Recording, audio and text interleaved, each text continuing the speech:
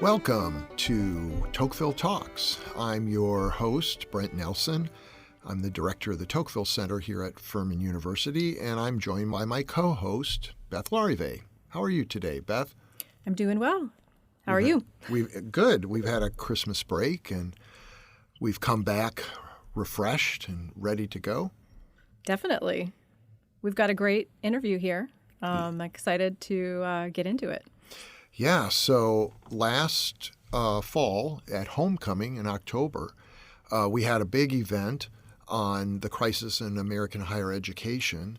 And we've already heard from John Tomasi in one of our previous episodes, but today we're featuring former Senator Ben Sasse, who was Senator of Nebraska.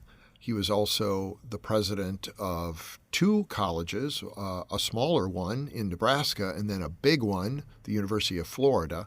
So he comes well-equipped to understand public policy and also what's going on at universities. And we had a good interview with him, right, Beth? Yeah, it was a great interview. We covered a lot of topics. He went from talking about the tension between preparing students for jobs and preparing them for life, and why universities are failing at both in this day and age. One of his key points is that the collapse of long-form reading has really influenced students today, and the effect that short-form dopamine-driven media is having on students to reshape their minds in a fundamental way. And finally, he talked about the collapse of public trust in higher ed and the coming wave of institutional reform, how AI and software are going to change the kinds of people universities need to form.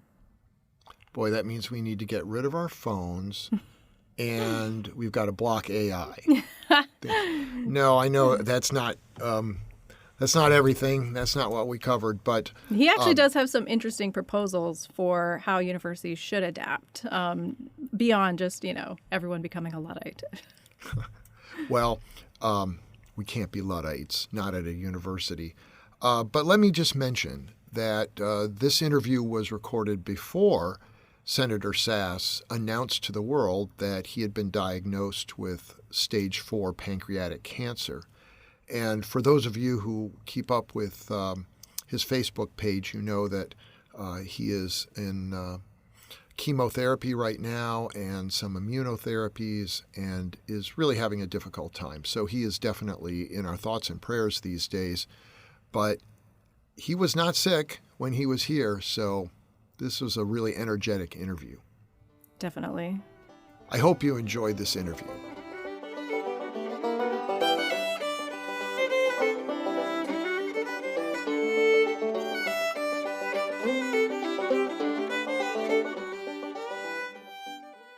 All right, so just as a kind of one-sentence background, at the Tocqueville Center, we start from Tocqueville's assumption that, similar to Tocqueville, that the university is not just like an arm or a branch of politics or economics, but it's its own endeavor that exists for the pursuit of truth, but also to produce thoughtful citizens. Mm-hmm. And yes, exactly. This is, you have written about this and argued that universities today have lost their sight of their defining purpose and have too often followed the political or economic winds. And if the university is to stand apart for the sake of truth, what do you think it would take to recover that mission? I think you said we're going to do this as a 12-minute podcast, and I think you just asked a 12-hour question. I know, that's right? Pretty great. I think universities have more than two missions, but two of the big clusters are they're preparing people for jobs and they're preparing people for life. And regularly we get into a wrestling match about how to balance those. And I tend to think we should be doing more of both things better.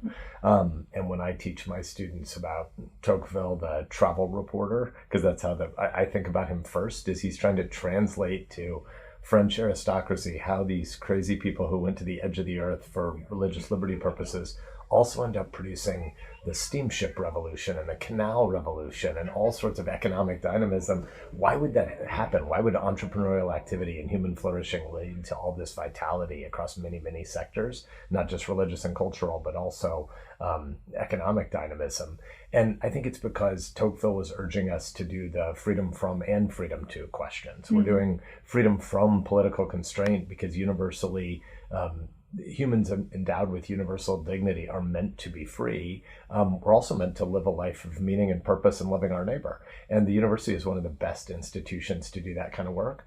And I think at one level, affluenza has afflicted 4,500 institutions across America, in that we regularly think of universities as a place to be free from, but not enough wrestling about what we're free to go and do next as we serve. And so I think we need to have a revivification of the purpose of these institutions. And it's not going to look the same at every institution. We should have lots of debates about the diversity of purpose about institutional form.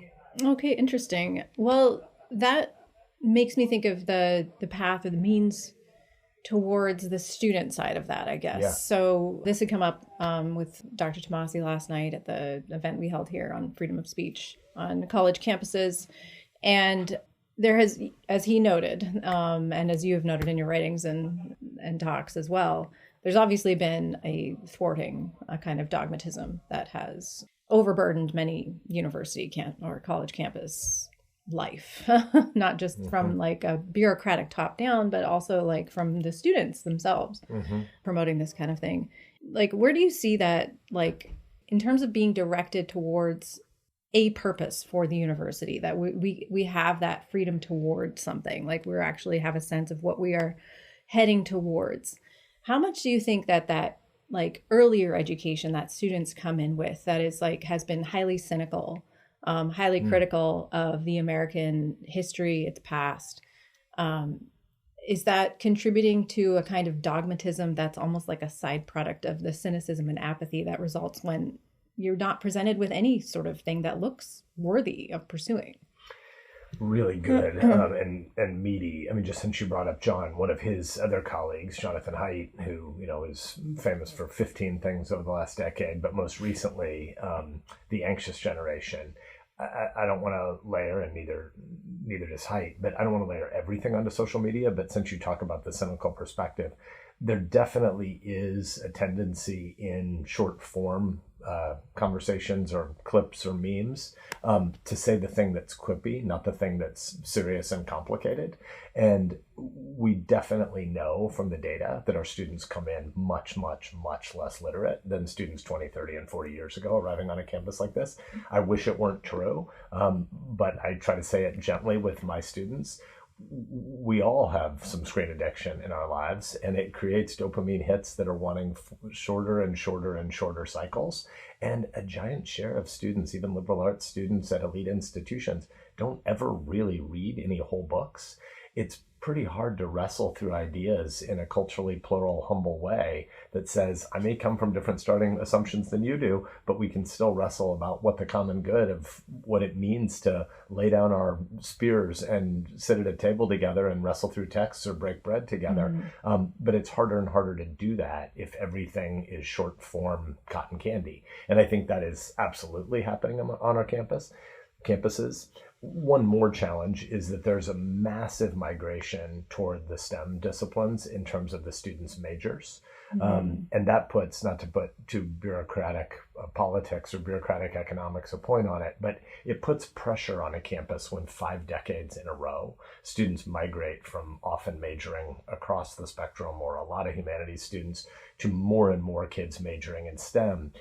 The faculties that sit in departments that are now undersubscribed from a major standpoint are really committed to maintaining forced demand through the core curriculum, but a lot of humanities faculties haven't really demonstrated a broad-mindedness enough to really own that largest share of the curriculum. And so I think we need to have a conversation that is faculty and administration, is current institutions and our alums, is our students and the places where they're going next in life.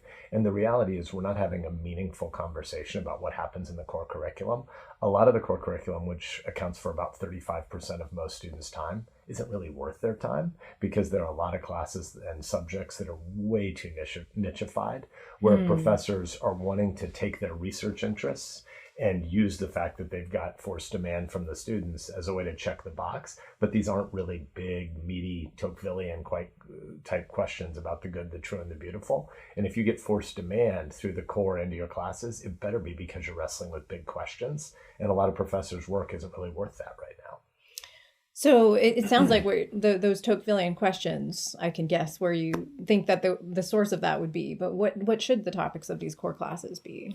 I mean, what should students be reading and wrestling with? At the very minimum, they ought to be deathbed-worthy questions, which is a way of saying, if you got a cancer diagnosis 3 years from now, or if you're blessed to live another 80 years from now, when you're on your deathbed, do you think the classes that I took that were not preparation for work and service of my neighbor and economic sustenance, but were the big questions worthy of free people? Do I still think the questions I spent time on were worth it? They're enduring questions. They're going to be new and novel approaches and different methods and different discoveries and different data sets.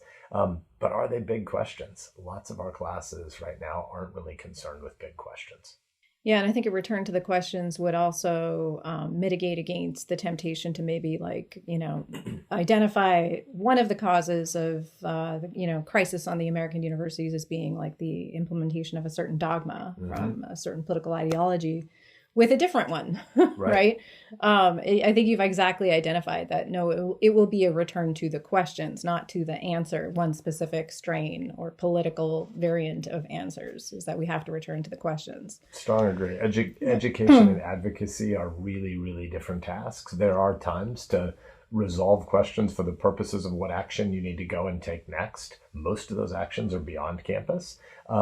But professors should be wanting to awaken curiosity and appetites to return to the rereadables. A lot of in the podcast world, people talk a lot about movies that are worth watching a second time. A big question should be, do we introduce our students to books that are worth rereading a second time or a 10th time in the course of their life?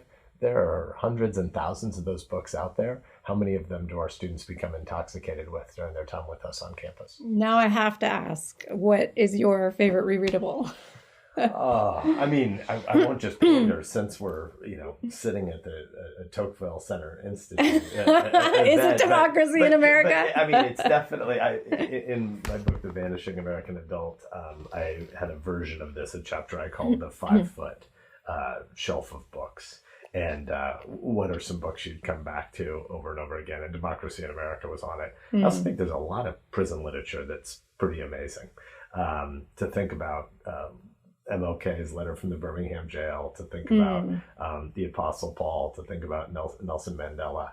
I just made up a prison lit genre, and there's a ton there that's worth reading over and over again. You're not going to do trendy and short stuff if you're asking for a book while you're in prison and you don't know if you're going to be released or beaten. Yeah. I've never heard of that phrase, but now I realize that I think I also like that genre. Okay, last question that I'll ask you about is more like at the policy level, based on the recent article that you published about the university bureaucracy and how they need to, face the truth more willingly and robustly. I was thinking about one of the points I think that you made in the article was that, we could do things at a very nitty gritty kind of institutional level of like tying budgets to mission, and which I thought was very interesting. So you can say a little bit more about that if you like. Another thing I was thinking about, which actually came up as well with Dr. Tomasi earlier, is like at the level of student life. So kind of to go from the top of the university, the bureaucracy, like the board with the board level decisions about budgeting, but to like that bottom level of like students in their dorm rooms on a Tuesday night. How much do you think that could be better shaped or directed, I guess, towards, civic thoughtfulness, producing civic thoughtfulness and truth seeking and curiosity? I do think that higher ed reform is now inevitable. The public's collapsing trust is a really big deal. 15 years ago, 75% of Americans said they thought going to college was very important. Last year, it's only a third of the public. So more than halving in half a generation. We don't ever have any polling data like that. Yeah, that's crazy, actually. I hadn't really thought of it quite like that. Of American life, business, federal government, media, religious institutions, the military, 9 of 10 sectors have had declining public trust for the last 4 decades. The military is the only outlier, which is roughly flat. But higher ed has had the most rapid declining public trust in the last 15 years. And budget cuts are nearly inevitable now. And so the question is reform going to come from outside the institution or inside the institution? I think it would be much, much healthier for higher ed to begin to reform itself from inside. But it's hard to see flowering fruit right now that you would say that looks likely. Some of the public's distrust isn't just because of ideological monoculture. That's a big piece of what's happening. But some is the pace of economic and technological change in life has more and more people assuming that they're not going to get trained. And training is a mixed verb in my view, but they're not going to get trained / prepared for their work life.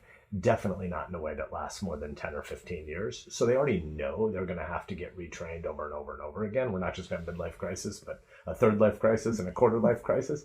And software, to quote Mark Andreessen, really is going to eat the world. And almost anything that's reducible to a series of repetitive steps, software is going to make darn close to free. Maybe actually free, but definitely so cheap we're going to cease to meter it. So the digital revolution, or AI, and the trendy versions of how we're thinking about LLMs the last 24 months and maybe the next 24 months are absolutely going to create something like short-term jobs apocalypses. That doesn't mean it's going to be forever, but there is going to be disruption that's going to require more prep for life. You should be thinking, an institution should be thinking about how they're preparing people, not for their first job, and not for their non-economic activities, but for their non-economic activities for all of life and their economic activities that are in their third sector or their third industry. And if we're serious about that kind of change, we'll be wrestling with deeper questions about virtue and meaning and persistence and grit. And I think our students should want to be leaning into that, not doom scrolling to avoid those conversations. And so I think every aspect of hiring at a university and a budget allocation should be driven by how do we create more curiosity and more grit across our students. And when I look at my kids, I have daughters 24 and just turning 22, and then a wonderful providential surprise, our son is a decade younger. When I look across kids from the preteen, early teen years to their mid-20s, and I thought, if I could educate them any way I wanted, and economics were no constraint, and network was no constraint, you could get them into any room you wanted.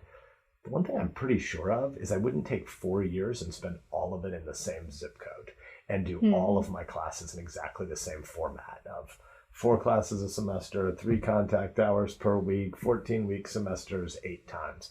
I do a lot more travel. I do a lot more work in internships. I think there's a lot more come and go opportunities we have at our institutions, and we should rethink the model that we take someone who we admit as a freshman, they matriculate, at 18 and a half, and we say, we're going to lock you up in one place for 45 months. I think we should want to send them out and bring them back many, many times, and probably well beyond that 45th month. And it's a good way to use reunions as continuing ed as well. All right. Well, thank you very much. Thanks for having me. Appreciate it. That was a great interview with Senator Sasse. And here at Furman University, we think we are training very capable and flexible students who can adjust to the world that they are entering. And of course, at the Tocqueville Center, we're doing that in an even more intensive way. You can visit our website at Tocqueville Center at Furman University. And be sure to follow this podcast. We will have another exciting interview for you next week. For now, goodbye.